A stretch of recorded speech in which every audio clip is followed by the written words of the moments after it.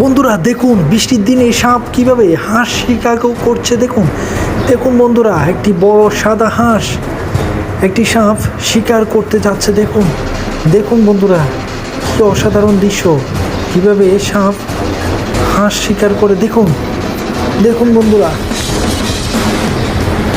দেখতে থাকুন ভিডিওটি। আমাদের ভিডিওটি ভালো লাগলে সাবস্ক্রাইব করুন।